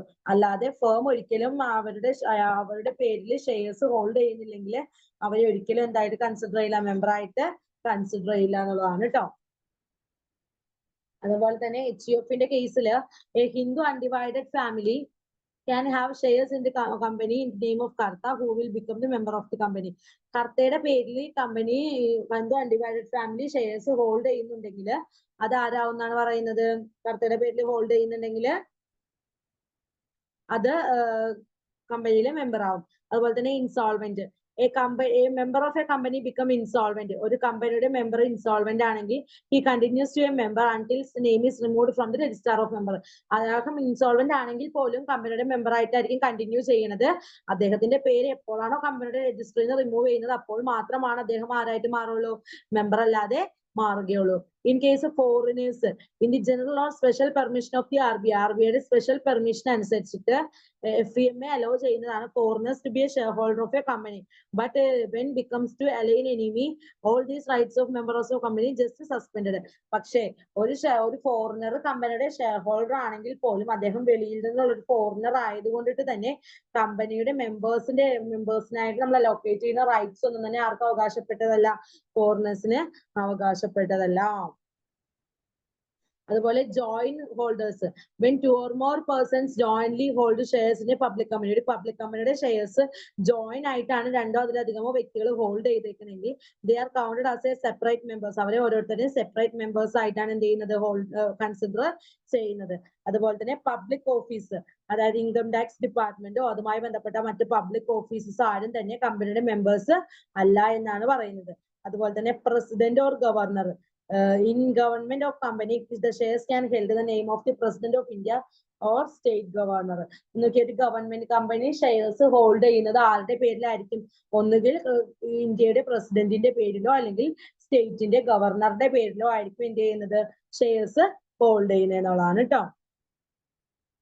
ഇനി modes of become a member, ഒരു മെമ്പർ ആയിട്ട് മാറാനുള്ള വഴികൾ എന്തൊക്കെയാണ്? On incorporation of a company, കമ്പനിയുടെ രജിസ്ട്രേഷന്റെ സമയത്ത് signatories of the memorandum automatically becomes a members. അപ്പൊ നോക്കിക്കേ, മെമ്മോറാൻഡത്തിൽ സൈൻ ചെയ്യുന്ന വ്യക്തികൾ ഓട്ടോമാറ്റിക് ആയിട്ട് എന്തായിട്ട് മാറുന്നതാണ്, ആ കമ്പനിയുടെ മെമ്പേഴ്സ് ആയിട്ട് മാറുന്നതാണ്. If a person applies for issuing shares of a company and allot shares it become a members. ഒരു പേഴ്സണിലേക്ക് ഷെയർസ് നമ്മൾ ഇഷ്യൂ ചെയ്തുകൊണ്ട് ആ പേഴ്സൺ ആ ഷെയർ അലോട്ട് ചെയ്യുകയാണെങ്കിൽ ആ വ്യക്തി ആരായിട്ട് മാറും, മെമ്പർ ആയിട്ട് മാറും. After buying shares of a company in open market, ഒരു ഓപ്പൺ മാർക്കറ്റിൽ നിന്ന് ഒരു കമ്പനിയുടെ ഷെയർസ് ഓരോ വ്യക്തി വാങ്ങിക്കുകയാണെങ്കിൽ ആ വ്യക്തിയും ആരായിട്ട് മാറുന്നതാണ്, കമ്പനിയുടെ ഷെയർ ഹോൾഡേഴ്സ് ആയിട്ട് മെമ്പേഴ്സ് ആയിട്ട് മാറുന്നതാണ്.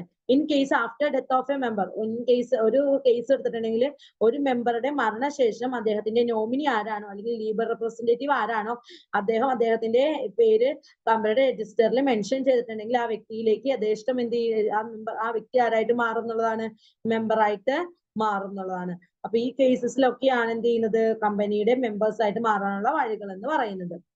ഓക്കെ, ഇനി ടെർമിനേഷൻ ഓഫ് എ മെമ്പർഷിപ്പിനെ എങ്ങനെയൊക്കെ നമുക്ക് ടെർമിനേറ്റ് ചെയ്യാം? After his name removed from the register of the members. അപ്പൊ നോക്കിക്കേ, മെമ്പേഴ്സിന്റെ രജിസ്റ്ററിൽ നിന്ന് ഒരു വ്യക്തിയുടെ നെയിം റിമൂവ് ചെയ്ത് കഴിഞ്ഞാൽ the person does not remain a member of the company. പിന്നീട് ഒരിക്കലും ആ മെമ്പർ കമ്പനിയുടെ മെമ്പർ ആയിട്ട് നിലകൊള്ളാൻ സാധിക്കത്തില്ല. ടെർമിനേഷൻ ഓഫ് എ മെമ്പർഷിപ്പ്, എങ്ങനെയൊക്കെയാണ് മെമ്പർഷിപ്പ് ടെർമിനേറ്റ് ചെയ്യാൻ സാധിക്കുന്നത്? After registration of A transfer registration ചെയ്ത് കഴിഞ്ഞിട്ടുണ്ടെങ്കിൽ the name of the person transferring his shares to another person, when a person died, to shares is transmitted to legal nominee or his name removed from the register for profits or surrender of shares, his membership has been terminated. അപ്പൊ ഏതൊക്കെ കേസസിലാണ് termination നടക്കുന്നത്? ഒന്ന്, രജിസ്റ്ററിൽ നിന്ന് കമ്പനിയുടെ മെമ്പേഴ്സിന്റെ രജിസ്റ്ററിൽ നിന്ന് പേര് റിമൂവ് ചെയ്ത് കഴിഞ്ഞാൽ കഴിഞ്ഞിട്ടുണ്ടെങ്കിൽ രണ്ടാമത് ഒരാള് അയാളുടെ ഷെയർസ് മറ്റൊരു വ്യക്തിയിലേക്ക് ട്രാൻസ്ഫർ ചെയ്യുന്ന സിറ്റുവേഷനിൽ പിന്നെ ഒരു മെമ്പറിന് മരണം സംഭവിച്ചു അദ്ദേഹത്തിന്റെ ലീഗൽ ആയിട്ടുള്ള റെപ്രസെന്റേറ്റീവിലേക്കോ നോമിനിയിലേക്കോ അദ്ദേഹത്തിന്റെ റൈറ്റ്സ് എല്ലാം കൈമാറ്റം ചെയ്യുന്ന സിറ്റുവേഷനിൽ പിന്നെ ഒരു വ്യക്തിയായി അദ്ദേഹത്തിന്റെ ഷെയറുകൾ ഫോർഫീറ്റ് ചെയ്യുകയോ അല്ലെങ്കിൽ സറണ്ടർ ചെയ്യുകയോ ചെയ്യുന്ന സിറ്റുവേഷൻസിൽ ഇത്തരം സിറ്റുവേഷൻസിൽ അല്ലെങ്കിൽ കമ്പനിയുടെ വൈൻഡിങ് അപ്പിന്റെ സമയത്ത് ഇത്തരം സിറ്റുവേഷനിലൊക്കെയാണ് മെമ്പർഷിപ്പ് എന്ത് ചെയ്യുന്നത് ടെർമിനേറ്റ് ചെയ്യുന്നത് എന്നുള്ളതാണ്. ഇനി മെമ്പേഴ്സിന്റെ റൈറ്റ്സ് എന്തൊക്കെയാണ്? Receive copies of memorandum and articles. Memorandum of അസോസിയേഷനും ആർട്ടിക്കിൾസ് ഓഫ് അസോസിയേഷന്റെയും കോപ്പീസ് കിട്ടാനായിട്ടുള്ള റൈറ്റ് ഉണ്ട്. അതുപോലെ ഷെയർ സർട്ടിഫിക്കറ്റ് ലഭിക്കാനായിട്ടുള്ള റൈറ്റ് ഉണ്ട്. അതുപോലെ തന്നെ ഷെയർസ് യഥേഷ്ടം ട്രാൻസ്ഫർ ചെയ്യാനായിട്ടുള്ള റൈറ്റ് ഉണ്ട്. അതുപോലെ കമ്പനിയുടെ രജിസ്ട്രാറിൽ ഒരു വ്യക്തിയുടെ പേര് എഴുതി ചേർക്കാനുള്ള മെമ്പറിന്റെ പേര് എഴുതി ചേർക്കാനുള്ള റൈറ്റ് ഉണ്ട്. അതുപോലെ തന്നെ കമ്പനിയുടെ ക്യാപിറ്റൽ ഇൻക്രീസ് ചെയ്യുന്നതിന് വേണ്ടിയിട്ട് ഷെയർസ് പബ്ലിക്കിലേക്ക് ഇഷ്യൂ ചെയ്യാനായിട്ടുള്ള റൈറ്റ് ഉണ്ട്. അതുപോലെ തന്നെ ജനറൽ മീറ്റിംഗിനെ സംബന്ധിച്ചിട്ടുള്ള നോട്ടീസ് ലഭിക്കാനായിട്ട് റൈറ്റ് ഉണ്ട്. ഡയറക്ടേഴ്സിനെയും മറ്റു ഓഡിറ്റേഴ്സിനെയും എല്ലാം തന്നെ അപ്പോയിന്റ് ചെയ്യുന്ന മീറ്റിംഗിൽ പാർട്ടിസിപ്പേറ്റ് ചെയ്യാനായിട്ടുള്ള റൈറ്റ് ഉണ്ട്. കമ്പനിയുടെ രജിസ്റ്റർ ഇഷ്ടാനുസരണം ഇൻസ്പെക്ട് ചെയ്യാനായിട്ട് പരിശോധിക്കാനുള്ള റൈറ്റ് ഉണ്ട്. അതുപോലെ തന്നെ എന്തെങ്കിലും തരത്തിലുള്ള പരാതികൾ ഉണ്ടെങ്കിൽ ട്രൈബ്യൂണലിന് നേരെ അപേക്ഷിക്കാനുള്ള റൈറ്റ് ഉണ്ട്. അതുപോലെ തന്നെ ട്രൈബ്യൂണലിന് AGM ആനുവൽ ജനറൽ മീറ്റിംഗ് വിളിച്ചു കൂട്ടുന്നതിന് വേണ്ടിയിട്ട് റിക്വസ്റ്റ് കൊടുക്കാനുള്ള റൈറ്റ് ഉണ്ട്. ഫിനാൻഷ്യൽ സ്റ്റേറ്റ്മെന്റുകളെ സംബന്ധിച്ചിട്ടുള്ള കോപ്പീസ് ലഭിക്കാനുള്ള റൈറ്റ് ഉണ്ട്. അതുപോലെ തന്നെ കമ്പനിയുടെ അഫയേഴ്സിനെ സംബന്ധിച്ചിട്ട് എന്തെങ്കിലും ഡൗട്ട്സ് ഉണ്ടെങ്കിൽ ട്രൈബ്യൂണലിലേക്ക് ഒരു ഇൻവെസ്റ്റിഗേഷന്റെ ഓർഡർ കൊടുക്കാനുള്ള റൈറ്റ് ഉണ്ട്. അതുപോലെ തന്നെ കമ്പനിയുടെ വൈൻഡിങ് അപ്പുമായിട്ട് റിലേറ്റ് ചെയ്ത സമയത്ത് ട്രൈബ്യൂണലിന് മുൻപാകെ ഫയൽ പെറ്റീഷൻ കൊടുക്കാനുള്ള റൈറ്റ് മാർക്കുണ്ട് ഇത്തരം മെമ്പേഴ്സിന് ഉണ്ടെന്നുള്ളതാണ് കേട്ടോ. അപ്പോൾ ഇതൊക്കെയാണ് എന്തെന്ന് പറയുന്നത് മെയിൻ ആയിട്ട് വരുന്ന കാര്യങ്ങൾ. പിന്നെ രജിസ്റ്റർ ഓഫ് മെമ്പേഴ്സിന്റെ രജിസ്റ്ററിൽ എന്തൊക്കെയായിരിക്കണം? Every company is required to maintain a prescribed form and manner register of the members indicating separately for each class of equity and preferential shares are held by each member residing or outside in India. ഇന്ത്യയിൽ situate ചെയ്യുന്നതും ഇന്ത്യയിൽ വെളിയിൽ situate ചെയ്യുന്നതുമായിട്ടുള്ള members എത്രത്തോളം shares ആണോ hold ചെയ്തിരിക്കുന്നത്, preference ഷെയർസിന്റെ case ആണെങ്കിലും ഇക്വിറ്റി ഷെയർസിന്റെ കേസ് ആയിട്ടും എത്രത്തോളം ഷെയർസ് ആണ് ഹോൾഡ് ചെയ്തിരിക്കുന്നത് എന്നുള്ളത് വളരെ പ്രിസ്ക്രൈബ്ഡ് ആയിട്ടുള്ള ഒരു മാനറിൽ ഒരു രജിസ്റ്റർ മെയിൻറ്റെയിൻ ചെയ്യണം എന്നുള്ളതാണ് രജിസ്റ്റർ ഓഫ് മെമ്പേഴ്സ് എന്ന് പറയുന്നതിൽ മെയിൻ ആയിട്ടും പറയുന്നത് കേട്ടോ. അതായത് എല്ലാ രജിസ്റ്ററും ഒരു ഇൻഡെക്സ് ഓഫ് നെയിംസ് എന്ത് ചെയ്തിരിക്കണം? ഫോളോ ചെയ്തിരിക്കണം എന്നുള്ളതാണ്. ഓക്കെ, അപ്പൊ ഇത്തരം കാര്യങ്ങളാണ് മെമ്പർഷിപ്പ് ഓഫ് എ കമ്പനി എന്ന് പറയുന്ന ഈ ഒരു ചാപ്റ്റർ നമ്മൾ ഡിസ്കസ് ചെയ്തത്. ഇനി ബ്ലോക്ക് 4 കമ്പനി മാനേജ്മെന്റ്, അതിൽ ആദ്യത്തെ ചാപ്റ്റർ 13th ചാപ്റ്റർ ഡയറക്ടേഴ്സ് എന്ന് പറയുന്ന ചാപ്റ്റർ. ഡയറക്ടർ എന്ന് പറഞ്ഞിട്ടുണ്ടെങ്കിൽ എന്താണ്?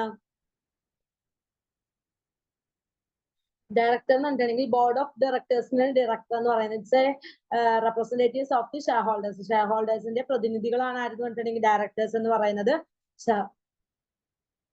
ഷെയർ ഹോൾഡേഴ്സ് ആണ് ആരെ അപ്പോയിന്റ് ചെയ്യുന്നത്? ഡയറക്ടേഴ്സിനെ അപ്പോയിന്റ് ചെയ്യുന്നത്. Company can appoint only individuals as its directors. Such persons have allotted a director identification number. ഓരോ ഡയറക്ടേഴ്സിനും എന്തുണ്ടായിരിക്കും? ഒരു ഡയറക്ടർ ഐഡന്റിഫിക്കേഷൻ നമ്പർ ഉണ്ടായിരിക്കും എന്നുള്ളതാണ് കേട്ടോ. ഒരിക്കലും അദ്ദേഹം എന്താകാൻ പാടില്ല, ഒരു ഇൻവെസ്റ്റ്മെന്റ് വരികയോ അല്ലെങ്കിൽ എന്താണ് എന്തെങ്കിലും തരത്തിലുള്ള പോലീസ് കേസോ അങ്ങനെ ഒന്നും ഉണ്ടാവാനായിട്ട് പാടില്ല എന്നുള്ളതാണ് കേട്ടോ. ഇനി ഡയറക്ടേഴ്സ് ആരൊക്കെയായിട്ടാണ് ആക്ട് ചെയ്യാറ്? Director as an agent. Director ചിലപ്പോഴൊക്കെ ആരായിട്ട് ആക്ട് ചെയ്യാറുണ്ട്? ഏജന്റ് ആയിട്ട് ആക്ട് ചെയ്യാറുണ്ട്. The relationship between the directors and company may be principal and agent. The directors are appointed by the shareholders to manage the day to day affairs of the company. കമ്പനിയുടെ ദിനംപ്രതിയുള്ള പ്രവർത്തനങ്ങളെ നിയന്ത്രിക്കാൻ വേണ്ടിയിട്ട് share holders appoint ചെയ്ത വ്യക്തികളാണ് എന്തെന്ന് share holders appoint ചെയ്ത വ്യക്തികളാണ് ഡയറക്ടേഴ്സ് എന്ന് പറയുന്നത്.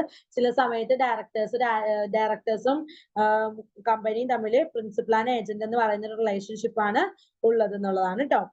അത് ട്രസ്റ്റീസ്. ഡയറക്ടേഴ്സ് എല്ലായ്പ്പോഴും ഒരു കസ്റ്റോഡിയൻ ആയിട്ട് ആക്ട് ചെയ്യേണ്ടതായിട്ടുണ്ട്. കമ്പനിയുടേതായിട്ടുള്ള അസറ്റുകളെ എല്ലാം തന്നെ സെക്യൂർ ചെയ്ത് വെക്കുന്ന ഒരു ട്രസ്റ്റി ആയിട്ട് ചില സമയത്ത് ആക്ട് ചെയ്യേണ്ടതായിട്ടുണ്ട്. ആസ് എ മാനേജിംഗ് പാർട്ണർ, കമ്പനിയുടേതായിട്ടുള്ള എല്ലാ ആക്ടിവിറ്റികളെയും മാനേജ് ചെയ്യുകയും കൺട്രോൾ ചെയ്യുകയും ചെയ്യുന്ന ഒരു മാനേജിങ് ബോഡി ആയിട്ട് ആര് പാർട്ടിസിപ്പേറ്റ് ചെയ്യേണ്ടതായിട്ടുണ്ട്? ഡയറക്ടർ പാർട്ടിസിപ്പേറ്റ് ചെയ്യേണ്ടതായിട്ടുണ്ട്. അതുപോലെ തന്നെ എംപ്ലോയീസ്, ഡയറക്ടേഴ്സ്, ഷെയർ ഹോൾഡേഴ്സിന്റെ ഇടയിൽ നിന്ന് ഷെയർ ഹോൾഡേഴ്സിന്റെ എല്ലാ കാര്യങ്ങളും ഒരേപോലെ ഏറ്റെടുക്കാൻ പറ്റാത്തത് കൊണ്ടിട്ട് ഷെയർ ഹോൾഡേഴ്സിന്റെ ഇടയിൽ നിന്ന് ഷെയർ ഹോൾഡേഴ്സ് തന്നെ ഇലക്ട് ചെയ്യുന്ന പേഴ്സൺസ് ആണ് ഡയറക്ടേഴ്സ് എന്ന് പറഞ്ഞാൽ representatives of the share holders ആണ്. അപ്പൊ അതുകൊണ്ട് തന്നെ എംപ്ലോയീസ് ആയിട്ടും വീണ്ടും ഷെയർ ഹോൾഡേഴ്സ് വർക്ക് ചെയ്യേണ്ടതായിട്ടുണ്ട്. അപ്പൊ ഇതൊക്കെയാണ് മെയിൻ ആയിട്ട് വരുന്ന ഡയറക്ടേഴ്സിന്റെ പൊസിഷൻസ് എന്ന് പറയുന്നത്. ഇനി നമ്പർ ഓഫ് ഡയറക്ടേഴ്സ് ആണ് ഡയറക്ടർഷിപ്പ്. അപ്പൊ നോക്കിക്കേ, നമ്പർ ഓഫ് ഡയറക്ടേഴ്സ് എന്നതിന്റെ കേസിൽ ഒരു പ്രൈവറ്റ് കമ്പനി ആണെങ്കിൽ കുറഞ്ഞത് 2 പേരെങ്കിലും ഡയറക്ടേഴ്സ് ആയിരിക്കണം. ഇൻ കേസ് പബ്ലിക് കമ്പനി ആണെങ്കിൽ കുറഞ്ഞത് 3 പേരെങ്കിലും എന്തായിരിക്കണം, ഡയറക്ടേഴ്സ് ആയിട്ട് ഉണ്ടായിരിക്കണം എന്നുള്ളതാണ്. ഓക്കെ, ഇനി ഡയറക്ടർ ഐഡന്റിഫിക്കേഷൻ നമ്പർ എന്ന് പറഞ്ഞിട്ടുണ്ടെങ്കിൽ എന്താണ്? Director identification number is a unique identification number ആണ് allotted by central government. Central government ആണ് എന്ത് ചെയ്യുന്നത്? ഡയറക്ടർ ഐഡന്റിഫിക്കേഷൻ നമ്പർ ആർക്കായിട്ട് കൊടുക്കുന്നത്? ഡയറക്ടേഴ്സിനായിട്ട് പ്രൊവൈഡ് ചെയ്യുന്നത്. Individual who is an existing director of a company or individual intending to be appointed as a director. അപ്പൊ നോക്കിക്കേ, ഒരു ഇൻഡിവിജ്വല് ആ ഒരു കമ്പനിയുടെ ഡയറക്ടർ ആണെന്ന് കാണിക്കാൻ വേണ്ടിയിട്ട് ഒരു യൂണീക്ക് ആയിട്ടുള്ള ഒരു ഐഡന്റിഫിക്കേഷൻ നമ്പർ എല്ലാ ഡയറക്ടേഴ്സിലേക്കും സെൻട്രൽ ഗവൺമെന്റ് എന്ത് ചെയ്യുന്നു? ഇഷ്യൂ ചെയ്യുന്നു. Obligations to indicate DIN. Every person or company while furnishing any written or information required to be furnished shall be mentioned in DINs. ഏതൊരു വ്യക്തി ആയിക്കോട്ടെ അല്ലെങ്കിൽ കമ്പനി ആയിക്കോട്ടെ എന്തെങ്കിലും തരത്തിലുള്ള റിട്ടേണോ ഇൻഫോർമേഷനോ ഫർണിഷ് ചെയ്യുന്ന സമയത്ത് DIN എന്ന് പറയുന്നത് എന്ത് ചെയ്തിരിക്കണം? മെൻഷൻ ചെയ്തിരിക്കണം എന്നുള്ളതാണ്. ഓക്കെ, ഇനി ക്വാളിഫിക്കേഷൻ ഓഫ് എ ഡയറക്ടർ. ഡയറക്ടറിന്റെ ക്വാളിഫിക്കേഷൻ എങ്ങനെയാണെന്ന് നോക്കിക്കേ. There are no academic or professional qualification for directors prescribed in the act. ഒരു തരത്തിലുള്ള പ്രൊഫഷണലൈസ്ഡ് ആയിട്ടുള്ള ക്വാളിഫിക്കേഷനും ഡയറക്ടർ ആവാനായിട്ട് ആവശ്യമില്ല എന്നാണ് പറയുന്നത്. മിനിമം ഷെയർ ക്വാളിഫിക്കേഷൻ മാത്രമാണ് നമുക്ക് ആവശ്യമായിട്ട് വരുന്നത്. ഇനി ഡിസ്ക്വാളിഫിക്കേഷൻ എങ്ങനെയാവുന്നത് നോക്കിക്കേ. No person who is an unsound mind declared by a competent order. ഇനി കോടതി പ്രകാരം അദ്ദേഹം ഒരു എന്താ പറയാ, ഒരു ചിത്തഭ്രമം ബാധിച്ച അല്ലെങ്കിൽ മെന്റലി ഡിസോർഡർ ആയിട്ടുള്ള ഒരു പേഴ്സൺ ആണെങ്കിൽ അദ്ദേഹത്തിന് എന്തായിട്ട് മുന്നോട്ട് പോകാൻ സാധിക്കില്ല? ഡയറക്ടറായിട്ട് മുന്നോട്ട് പോകാൻ സാധിക്കില്ല. അതേപോലെ തന്നെ അദ്ദേഹം ഇൻസോൾവെന്റ് ആണെന്ന് കോർട്ടിന് തോന്നിയാലും മുന്നോട്ട് പോകാനായിട്ട് സാധിക്കത്തില്ല. അതുപോലെ കോടതി പ്രകാരം അദ്ദേഹം ഒരു കുറ്റവാളിയാണെന്ന് തെളിഞ്ഞിട്ടുണ്ടെങ്കിലും മുന്നോട്ട് പോകാനായിട്ട് സാധിക്കത്തില്ല. അദ്ദേഹം ഒരു ഇംപ്രസൺമെന്റ് 6 മാസത്തിൽ താഴാതെ ഇംപ്രസൺമെന്റ് വഹിച്ച ഒരു വ്യക്തിയാണെങ്കിൽ പോലും അദ്ദേഹത്തിന് എന്ത് ചെയ്യാൻ പാടില്ല? മുന്നോട്ട് പോകാനായിട്ട്, ഡയറക്ടർ എന്ന് പറയുന്ന ഒരു പോസ്റ്റിൽ മുന്നോട്ട് പോകാനായിട്ട് സാധിക്കത്തില്ല എന്നുള്ളതാണ് കേട്ടോ.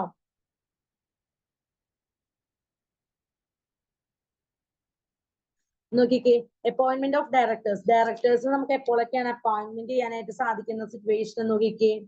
അപ്പോയിന്റ്മെന്റ് ബൈ ഫസ്റ്റ് ഡയറക്ടേഴ്സ്, അതായത് കമ്പനിയുടെ ആർട്ടിക്കിൾസ് ഓഫ് അസോസിയേഷനിൽ പ്രിസ്ക്രൈബ് ചെയ്ത രീതിയിൽ നമ്മൾ ആദ്യം അപ്പോയിന്റ് ചെയ്യുന്നത് ഫസ്റ്റ് ഡയറക്ടേഴ്സിനെ ആയിരിക്കും. By shareholders in general meeting. General മീറ്റിംഗിൽ വെച്ചിട്ട് വോട്ടിങ്ങിലൂടെ നമുക്ക് എന്ത് ചെയ്യാവുന്നതാണ്? ഡയറക്ടറിനെ അപ്പോയിന്റ് ചെയ്യാവുന്നതാണ്. Appointment of directors in case of private company. Private കമ്പനിയിൽ ഇതുപോലെ തന്നെ ജനറൽ മീറ്റിംഗിൽ വെച്ചിട്ടാണ് എന്ത് ചെയ്യുന്നത്? അപ്പോയിന്റ്മെന്റ് നടത്തുന്നത്. അതുപോലെ തന്നെ appointment of director other than retiring director.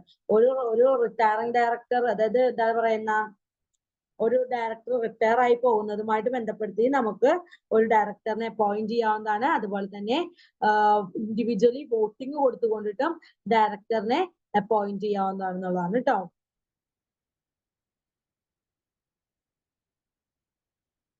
അതുപോലെ തന്നെ അപ്പോയിന്റ്മെന്റ് ഓഫ് റെസിഡന്റ് ഇന്ത്യ. ഇനിയിപ്പോ 2 ഡയറക്ടറുള്ള കേസിൽ ഏതെങ്കിലും ഒരു ഡയറക്ടർ എന്തായാലും ഇന്ത്യയിൽ എന്ത് ചെയ്തിരിക്കണം? സിറ്റുവേറ്റ് ചെയ്തിരിക്കണം എന്നുള്ളതാണ് കേട്ടോ. 182 ദിവസത്തിൽ താഴാതെ ഇന്ത്യയിൽ എന്ത് ചെയ്തിരിക്കണം? പ്രീവിയസ് ഇയറിൽ ഇന്ത്യയിൽ സിറ്റുവേറ്റ് ചെയ്തിരിക്കുന്ന വ്യക്തിയായിരിക്കണം. അതുപോലെ തന്നെ ഇൻഡിപെൻഡന്റ് ഡയറക്ടർ എന്ന് പറഞ്ഞിട്ടുണ്ടെങ്കിൽ a listed public company should have at least 1/3 of its total number of directors as an independent director. ഏതെങ്കിലും 1/3 ഏതെങ്കിലും ഒരു വ്യക്തി എന്തായിരിക്കണം എന്നുള്ളതാണ് ഇൻഡിപെൻഡന്റ്. 3 ഡയറക്ടറിൽ ഒരാള് ഇൻഡിപെൻഡന്റ് ഡയറക്ടർ ആയിരിക്കണം. അതായത് കമ്പനീസ് ആക്ട് പ്രകാരം provide nominee director of the banks or financial institutions are not a independent director. ഒരാൾ ഇൻഡിപെൻഡന്റ് ഡയറക്ടർ ആണെങ്കിൽ എങ്ങനെയായിരിക്കണം? Not be a managing director. അതൊരിക്കലും മാനേജിംഗ് ഡയറക്ടർ ആവാനായിട്ട് പാടില്ല. Be a person is integrity having relevant expertise and experience. അദ്ദേഹത്തിന് ആ director എന്ന് പറയുന്ന കാര്യത്തിൽ ഒരു എക്സ്പീരിയൻസ് ഉണ്ടായിരിക്കണം. Not be a promoter of a company. കമ്പനിയുടെ പ്രൊമോട്ടർ ആവാനായിട്ട് പാടില്ല. Not have or had any precautional relationship with company. കമ്പനിയുമായിട്ട് യാതൊരുവിധ ബന്ധവും പുലർത്തുന്ന ആളാകാൻ പാടില്ല. Not have a relative who is precautional relationship or transaction of the company. കമ്പനിയുമായിട്ട് പ്രീവിയസ്ലി ട്രാൻസാക്ഷനിൽ വന്ന ആ വ്യക്തിയോ അല്ലെങ്കിൽ കമ്പനിയുടേതായിട്ടുള്ള റിലേറ്റീവോ ആരും ആകാനായിട്ട് പാടില്ല. അതുപോലെ തന്നെ എന്താ പറയാ, ഇത്തരം കാര്യങ്ങളാണ് മെയിൻ ആയിട്ട് വരുന്നത് ഇൻഡിപെൻഡന്റ് ഡയറക്ടർക്ക് ഉണ്ടായിരിക്കേണ്ട കാര്യങ്ങൾ എന്ന് പറയുന്നത് കേട്ടോ.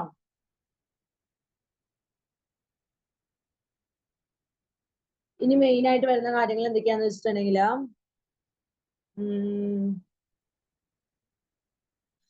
പവേഴ്സ് ഓഫ് ഡയറക്ടേഴ്സ്, ഡയറക്ടേഴ്സിന്റെ പവേഴ്സ് എന്തൊക്കെയാണെന്നുള്ളതാണ് കേട്ടോ. ഡയറക്ടേഴ്സിന്റെ പവേഴ്സ് എന്ന് പറയുമ്പോൾ നമുക്ക് പറയാനുള്ളത് മേക്കിംഗ് കോൾസ് ഓൺ ഷെയർ ഹോൾഡേഴ്സിലേക്ക് കോൾസ് നടത്താനായിട്ടുള്ള റൈറ്റ്, അതുപോലെ തന്നെ ഷെയർസ് ബൈബാക്ക് ചെയ്യാനായിട്ടുള്ള റൈറ്റ്, ഷെയർ സെക്യൂരിറ്റീസും ഡിബഞ്ചേഴ്സും എല്ലാം തന്നെ ഇഷ്യൂ ചെയ്യാനായിട്ട് ഇന്ത്യക്ക് അകത്താണെങ്കിലും വെളിയിലാണെങ്കിലും ഇഷ്യൂ ചെയ്യാനുള്ള റൈറ്റ്, ഫിനാൻഷ്യൽ സ്റ്റേറ്റ്മെന്റ് അപ്രൂവ് കൊടുക്കാനുള്ള റൈറ്റ്, അതുപോലെ തന്നെ കമ്പനിയുടെ ബിസിനസിനെ വൈവിധ്യവൽക്കരിക്കാനുള്ള റൈറ്റ്, അതുപോലെ തന്നെ റീകൺസ്ട്രക്ഷന് വേണ്ടിയിട്ട് അമാൽഗമേഷന് വേണ്ടി അപ്രൂവൽ കൊടുക്കാനുള്ള റൈറ്റ്, അതുപോലെ തന്നെ മറ്റൊരു കമ്പനിയെ ടേക്ക് ഓവർ ചെയ്യാനായിട്ടും അതിനെ കൺട്രോൾ ചെയ്യാനായിട്ടുള്ള റൈറ്റ്, പണം കടമെടുക്കാനുള്ള റൈറ്റ്, കമ്പനിയുടെ ഫണ്ടിനെ പ്രോപ്പറായിട്ട് ഇൻവെസ്റ്റ് ചെയ്യാനായിട്ടുള്ള റൈറ്റ്, ലോണുകളും മറ്റും ഗ്രാന്റ് ചെയ്യാനായിട്ടുള്ള റൈറ്റ്, അതുപോലെ തന്നെ ബോർഡ് ഓഫ് എന്തെങ്കിലും തരത്തിലുള്ള വേക്കൻസീസ് ഉണ്ടെങ്കിൽ അതെല്ലാം ഫില്ല് ചെയ്യാനായിട്ടുള്ള റൈറ്റ്, അതുപോലെ തന്നെ ഡിവിഡൻഡ് എല്ലാം കൊടുക്കാനായിട്ട് റെക്കമെൻഡ് ചെയ്യാനായിട്ടുള്ള റൈറ്റ്. ഇത്തരം റൈറ്റ്സ് ആണ് ആർക്കുള്ളത് എന്നുള്ളതാണ് ഈ ഡയറക്ടേഴ്സിനുള്ള റൈറ്റുകൾ കേട്ടോ. ഇനി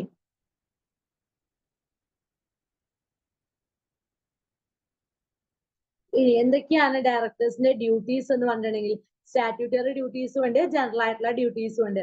സ്റ്റാറ്റ്യൂട്ടറി ഡ്യൂട്ടീസ് എന്ന് പറഞ്ഞിട്ടുണ്ടെങ്കിൽ ഡയറക്ടേഴ്സ് സ്റ്റാറ്റ്യൂട്ടറി ആയിട്ട് ഒബ്ലിഗേറ്റ് ചെയ്യേണ്ട ഒന്നാണ് രജിസ്ട്രാർക്ക് മുന്നിൽ ഫയൽ ചെയ്യാന്നുള്ളത്. ഇതിന്റെ പീരീഡ് ഓഫ് 30 ദിവസത്തിനുള്ളിൽ return of allotment stating specified, അലോട്ട്മെന്റിന്റെ റിട്ടേൺസ് എല്ലാം പ്രോപ്പർ ആയിട്ട് രജിസ്ട്രാർക്ക് മുന്നിൽ സബ്മിറ്റ് ചെയ്തിരിക്കണം. Every director who is interested in transaction to disclose about the board of the company, കമ്പനിയുമായി ബന്ധപ്പെട്ട എല്ലാ കാര്യങ്ങളും ബോർഡിലേക്ക് എന്ത് ചെയ്യാൻ ഡിസ്ക്ലോസ് ചെയ്യാനായിട്ടുള്ള റൈറ്റ് ഉള്ള വ്യക്തിയായിരിക്കണം. അതുപോലെ തന്നെ any money received as a director from transfer for transferring company, കമ്പനിയുടെ പ്രോപ്പർട്ടിയോ മറ്റ് അണ്ടർടേക്കിങ്സോ ട്രാൻസ്ഫർ ചെയ്യുന്നതുമായിട്ട് ബന്ധപ്പെടുത്തിയിട്ട് എന്തെങ്കിലും ഒരു പണം കിട്ടിയിട്ടുണ്ടെങ്കിൽ അത് എന്ത് ചെയ്യണം, ഡിസ്ക്ലോസ് ചെയ്തിരിക്കണം. അതുപോലെ തന്നെ if A director absent himself from all board meeting held during the period of 12 months without seeking leave or absence, his offense doubly falls vacant. നോക്കിക്കേ, ഒരു ഡയറക്ടർ ഒരു മീറ്റിംഗിൽ ആബ്സെന്റ് ആണെങ്കിൽ അത് കൃത്യമായിട്ട് കാണിച്ചിരിക്കണം. അതുപോലെ തന്നെ എക്സ്ട്രാ ഓർഡിനറി, അതുപോലെ തന്നെ ആനുവൽ ജനറൽ മീറ്റിംഗ് എല്ലാം വിളിച്ചു കൂട്ടാവുന്ന ഒരു വ്യക്തിയായിരിക്കണം. അതുപോലെ തന്നെ കമ്പനിയുടെ ഫിനാൻഷ്യൽ സ്റ്റേറ്റ്മെന്റുകളും ഓഡിറ്റേഴ്സിന്റെ റിപ്പോർട്ട് എല്ലാം പ്രോപ്പർ ആയിട്ട് പ്ലേസ് ചെയ്തിരിക്കണം. കമ്പനിയുടെ ആനുവൽ ആയിട്ടുള്ള ഫിനാൻഷ്യൽ സ്റ്റേറ്റ്മെന്റിനെ ഒതന്റിക്കേറ്റ് ചെയ്തിരിക്കണം. അതുപോലെ തന്നെ ഫസ്റ്റ് ഓഡിറ്റേഴ്സിനെ അപ്പോയിന്റ് ചെയ്യാനായിട്ടാണെങ്കിലും കമ്പനിയുടെ പോസ്റ്റ് ഓഡിറ്റേഴ്സിനെ എല്ലാം തന്നെ അപ്പോയിന്റ് ചെയ്യാനായിട്ടുള്ള റൈറ്റ് ഉണ്ട്. അതുപോലെ തന്നെ വോളണ്ടറി ആയിട്ടുള്ള വൈൻഡിങ് അപ്പ് വന്നിട്ടുണ്ടെങ്കിൽ ഡിക്ലറേഷൻ കൊടുക്കാനായിട്ടുള്ള റൈറ്റും ആർക്കുണ്ടെന്നുള്ളതാണ്, ഈ ഡയറക്ടേഴ്സിന് ഉണ്ടെന്നുള്ളതാണ്. ഇനി ജനറൽ ആയിട്ട് വരുന്ന ഡ്യൂട്ടീസ് എന്ന് പറഞ്ഞിട്ടുണ്ടെങ്കിൽ ഡയറക്ടേഴ്സ് എല്ലായ്പ്പോഴും വളരെ സത്യസന്ധമായിരിക്കണം. അതുപോലെ തന്നെ കമ്പനിയുടെ പൊതുവായിട്ടുള്ള താല്പര്യങ്ങൾ സംരക്ഷിക്കുന്നതായിരിക്കണം. ഒരിക്കലും സീക്രട്ട് ആയിട്ടുള്ള പ്രോഫിറ്റ് മേക്ക് ചെയ്യാനായിട്ട് പാടില്ല. അതുപോലെ തന്നെ റീസണബിൾ കെയർ, ഡ്യൂട്ടീസിലെല്ലാം റീസണബിൾ കെയർ കൊടുത്തിരിക്കണം. അതുപോലെ തന്നെ ഒരു നോളജും സ്റ്റാറ്റസും ഉണ്ടായിരിക്കുന്ന ഒരു വ്യക്തിയായിരിക്കണം ആരെന്ന് പറയുന്നത്, ഡയറക്ടർ എന്ന് പറയുന്നത്. ഓക്കെ,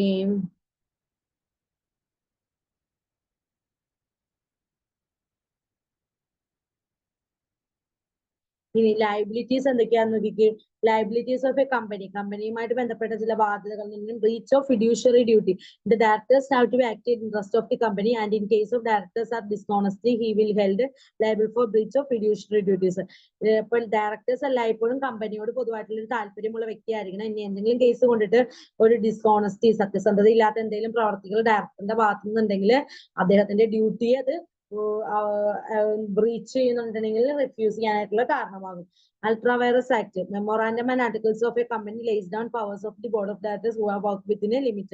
ബോർഡ് ഓഫ് ദ കമ്പനിയുടെ മെമ്മോറാണ്ടത്തിലെ ആർട്ടിക്കിൾസിൽ എന്താണോ ഡയറക്ടേഴ്സിനെ സംബന്ധിച്ചുള്ള ഡ്യൂട്ടീസ് മെൻഷൻ ചെയ്തിരിക്കുന്നത് അത് പ്രകാരമായിരിക്കും അദ്ദേഹം വർക്ക് ചെയ്യേണ്ടത്.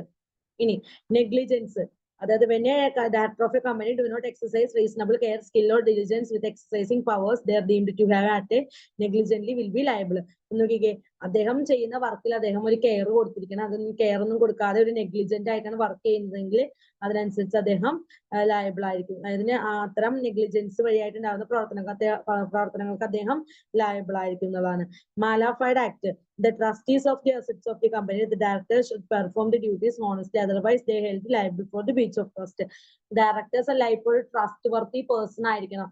അതുകൊണ്ട് തന്നെ അദ്ദേഹത്തിന് മുന്നിൽ അസറ്റുകളും മറ്റും എല്ലാം ഉണ്ടായിരിക്കും. അപ്പൊ സുരക്ഷിതമായിട്ട് ഏൽപ്പിച്ചിട്ടുണ്ടാവും. അപ്പൊ ആ അസറ്റുകൾക്ക് എന്തെങ്കിലും തരത്തിലുള്ള പ്രശ്നങ്ങൾ, ഡിസ്ഹോണസ്റ്റി പരമായിട്ടുള്ള എന്തെങ്കിലും ആക്ടിവിറ്റീസ് പ്രകാരം ഉണ്ടായിട്ടുണ്ടെങ്കിൽ അതിനെതിരെയും അദ്ദേഹം എന്തായിരിക്കും എന്നുള്ളതാണ്, ലയബിൾ ആയിരിക്കും എന്നുള്ളതാണ് കേട്ടോ.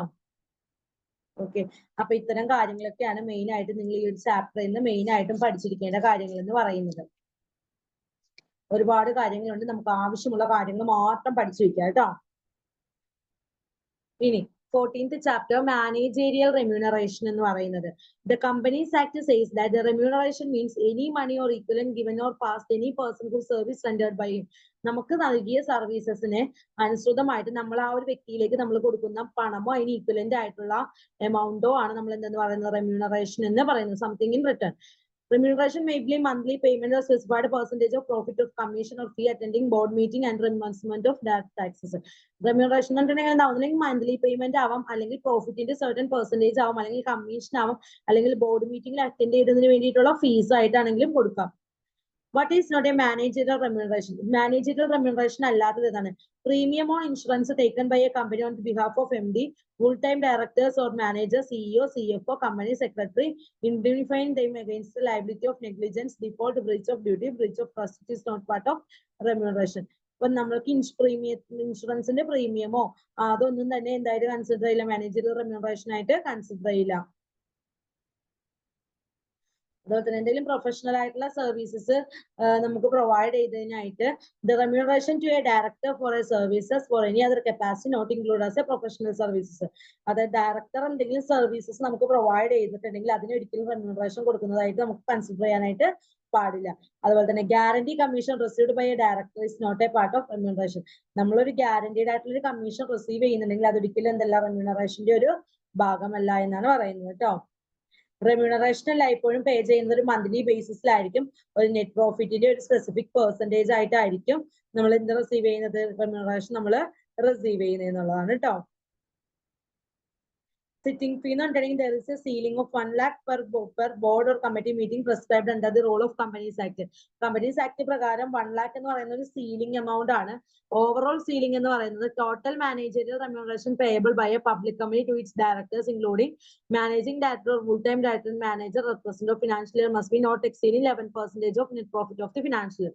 ഓവറോൾ ആയിട്ടുള്ള സീലിംഗ് എന്ന് പറയുന്നത് നെറ്റ് പ്രോഫിറ്റിന്റെ 11% കൂടാത്ത തരത്തിലുള്ള ഒരു മാനേജറിയൽ പ്രോഫിറ്റ് ആണ് എന്ന് പറയുന്നത് പബ്ലിക് കമ്പനി ഡയറക്ടേഴ്സിനും മറ്റു മാനേജിംഗ് ഡയറക്ടേഴ്സിനും ഫുൾ ടൈം ഡയറക്ടേഴ്സിനായിട്ട് നമ്മൾ പ്രൊവൈഡ് ചെയ്യുന്നതാണ് കേട്ടോ. ഇനി individually ceiling of the managerial remuneration ഉണ്ടെങ്കിൽ remuneration payable to any one MD, ഏതെങ്കിലും ഒരു MDക്കോ ഒരു ഫുൾ ടൈം ഡയറക്ടർക്കോ മാനേജർക്കോ കൊടുക്കുന്ന റെമ്യൂണറേഷൻ ഒരിക്കലും നെറ്റ് പ്രോഫിറ്റിന്റെ 5% കൂടുതലാവാനായിട്ട് പാടില്ല. ഇനി മോർ ദാൻ 6 ഡയറക്ടേഴ്സ്, ഒരുപാട് ഒന്നിൽ കൂടുതൽ ഡയറക്ടേഴ്സ് ഉണ്ടെങ്കിൽ നെറ്റ് പ്രോഫിറ്റിന്റെ 10% കൂടാനായിട്ട് പാടില്ല എന്നുള്ളതാണ്. അതുപോലെ തന്നെ remuneration payable to directors who are neither MD or no or whole time director. Whole time director അല്ല MDയും അല്ലാത്ത ഒരു ഡയറക്ടർക്ക് നമ്മൾ റെമ്യൂണറേഷൻ കൊടുക്കുന്നുണ്ടെങ്കിൽ അതൊരിക്കലും നെറ്റ് പ്രോഫിറ്റിന്റെ 1% ഉയരാനായിട്ട് പാടില്ല. ഇൻ കേസ് അതൊരു മാനേജിംഗ് ഡയറക്ടറോ അല്ലെങ്കിൽ ഫുൾ ടൈം ഡയറക്ടറോ മാനേജറോ ആണെങ്കിൽ നെറ്റ് പ്രോഫിറ്റിന്റെ 3% വരെ എന്തായിട്ട് കൊടുക്കാം എന്നുള്ളതാണ്, റെമ്യൂണറേഷൻ ആയിട്ട് കൊടുക്കുക എന്നുള്ളതാണ്. ഇനി എക്സസ് റെമ്യൂണറേഷൻ പെയ്ഡ് എന്ന് പറഞ്ഞിട്ടുണ്ടെങ്കിൽ എന്താണെന്ന് നോക്കിക്കേ. Any remuneration paid by a company to director exceeding the limit of prescribed without obtaining prior sanction of the central government should be refunded within 2 years. നോക്കിക്കേ, സെൻട്രൽ ഗവൺമെന്റിന്റെ സാങ്ഷൻ കൂടാതെ prescribe ചെയ്തിരിക്കുന്ന ലിമിറ്റിനേക്കാളും കൂടിയ എമൗണ്ടിലാണ് നമ്മൾ റെമ്യൂണറേഷൻ കൊടുത്തിരിക്കുന്നതെങ്കിൽ അത് സ്വീകരിച്ച് വിത്തിൻ 2 yearsനുള്ളിൽ അത് എത്രയാണോ കൂടുതൽ സ്വീകരിച്ചത് അത് സെൻട്രൽ ഗവൺമെന്റിലേക്ക് എന്ത് ചെയ്യേണ്ടതായിട്ടുണ്ടെന്നുള്ളതാണ്, റീഫണ്ട് ചെയ്യേണ്ടതായിട്ട് ഉണ്ടെന്നുള്ളതാണ് കേട്ടോ. ഇനി മാനേജറിയൽ റെമ്യൂണറേഷൻ സെക്ഷൻ എന്ന് പറഞ്ഞിട്ടുണ്ടെങ്കിൽ company having profit in a financial year, കമ്പനിക്ക് പ്രോഫിറ്റ് ഉണ്ടെങ്കിൽ may pay remuneration to managerial persons not exceeding the limit കവിയാത്ത രീതിയിൽ എത്രയാണോ അവരിലേക്ക് അലോക്കേറ്റ് ചെയ്തിരിക്കുന്നത് അതിനനുസൃതമായിട്ട് നമുക്ക് എന്ത് കൊടുക്കാവുന്നതാണ്, റെമ്യൂണറേഷൻ കൊടുക്കാവുന്നതാണ്. ഇൻ കേസ് കമ്പനിക്ക് പ്രോഫിറ്റ് ഇല്ലാത്ത പക്ഷം inadequate profit in a financial year may pay remuneration to managerial person without approval of the central government. Central governmentന്റെ അപ്രൂവൽ കൂടാതെ നമുക്ക് എന്ത് കൊടുക്കാവുന്നതാണ്, നമുക്ക് കൊടുക്കാൻ സാധിക്കുന്ന remuneration നമുക്ക് കൊടുക്കാവുന്നതാണ്. If effective capital of the company is negative or less than 5 crore, the yearly communication should not exceeding 30 lakh. അതായത് നമ്മളുടെ ക്യാപിറ്റൽ എന്ന് പറയുന്നത് ഒന്നുകിൽ 5 കോടിയിൽ താഴെയോ അല്ലെങ്കിൽ നെഗറ്റീവ് ആയിട്ടുള്ള ഒരു ഫിഗറോ ആണെങ്കിൽ റെമ്യൂണറേഷൻ ഒരിക്കലും 30 ലക്ഷത്തിൽ കൂടാനായിട്ട് പാടില്ല. ഒരു കമ്പനിയുടെ എഫക്റ്റീവ് ആയിട്ടുള്ള ക്യാപിറ്റൽ 5 കോടിക്ക് മുകളിലും 100 കോടിക്ക് താഴെയുമാണെങ്കിൽ റെമ്യൂണറേഷൻ ഒരിക്കലും 84 ലക്ഷത്തിൽ കവിയാനായിട്ട് പാടില്ല. ഇനി എഫക്റ്റീവ് ക്യാപിറ്റൽ എന്ന് പറയുന്നത് 100 കോടിക്ക് മുകളിലും 200 കോടിക്ക് താഴെയുമാണെങ്കിൽ റെമ്യൂണറേഷൻ എന്ന് പറയുന്നത് 120 ലക്ഷത്തിൽ കൂടാനായിട്ട് പാടില്ല. ഒരു കമ്പനിയുടെ ക്യാപിറ്റൽ 250 കോടിക്ക് മുകളിലാണെങ്കിൽ ഒരിക്കലും 120 ലക്ഷത്തിൽ കൂടാനായിട്ട് പാടില്ല എന്നുള്ളതാണ് കേട്ടോ. ഓക്കെ, അപ്പൊ ഇത്തരം കാര്യങ്ങളൊക്കെയാണ് നമ്മൾക്ക് ഈ ഒരു സെക്ഷനിൽ നമുക്ക് പഠിക്കാനായിട്ടുള്ളത്. ഇനി meaning of effective capital. Effective capital എന്ന് പറഞ്ഞിട്ടുണ്ടെങ്കിൽ എന്താണ്? പെയ്ഡ് അപ്പ് ക്യാപിറ്റൽ, അതിനോട് കൂടി ഷെയർ പ്രീമിയം, അതിനോട് കൂടി റിസർവ്സ് ആൻഡ് സർപ്ലസ്, അതിനോട് കൂടി ലോങ് ടേം ലോൺസ് ആൻഡ് ഡെപ്പോസിറ്റുകൾ, ഇവയെല്ലാം കൂടി ആഡ് ചെയ്യുക. ആഡ് ചെയ്ത് കഴിയുമ്പോൾ നമുക്ക് എന്ത് ലഭിക്കും? സബ് ടോട്ടൽ ലഭിക്കും.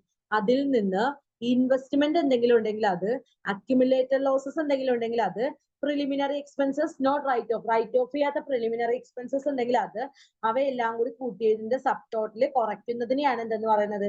എഫക്റ്റീവ് ക്യാപിറ്റൽ എന്ന് പറയുന്നത് കേട്ടോ. വളരെ ഇമ്പോർട്ടന്റ് ആയിട്ടുള്ള സെക്ഷൻ ആണ്.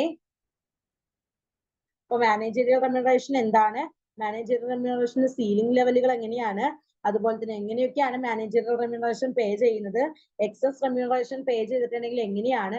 ഇത്തരം കാര്യങ്ങളൊക്കെയാണ് നമ്മൾ ഈ ചാപ്റ്ററിൽ മെയിൻ ആയിട്ടും പഠിച്ചത് കേട്ടോ. നിങ്ങൾക്കൊന്ന് റിവൈസ് ചെയ്യണേ.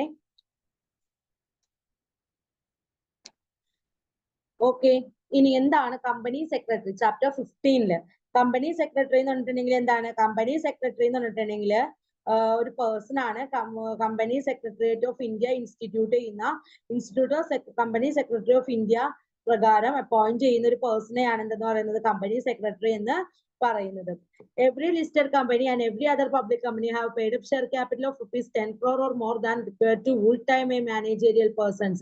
അതായത് 10 കോടിക്ക് മുകളിൽ ഷെയർ ക്യാപിറ്റൽ ഉള്ള ഏതൊരു കമ്പനിയും എന്തിനെ കീപ്പ് ചെയ്തിരിക്കണം? ഒരു ഫുൾ ടൈം ആയിട്ടുള്ള ഒരു കമ്പനി സെക്രട്ടറിയെ കീപ്പ് ചെയ്തിരിക്കണം. The MCA had reduced a minimum amount of paid up share capital of appointing full-time company secretary and listed public company with 5 crore. 5 കോടിയുള്ള ഏതൊരു കമ്പനിയും എന്ത് ചെയ്തിരിക്കണം എന്നുള്ളതാണ്? ഒരു കമ്പനി സെക്രട്ടറിയെ അപ്പോയിന്റ് ചെയ്തിരിക്കണം എന്നുള്ളതാണ് കേട്ടോ. കമ്പനി സെക്രട്ടറിയെ അപ്പോയിന്റ് ചെയ്യുമ്പോൾ എന്താണ്? ഒരു ബോർഡ് റെസൊല്യൂഷൻ പാസ് ചെയ്തുകൊണ്ടിട്ടാണ് കമ്പനി സെക്രട്ടറിനെ അപ്പോയിന്റ് ചെയ്യുന്നത്. ഓക്കെ,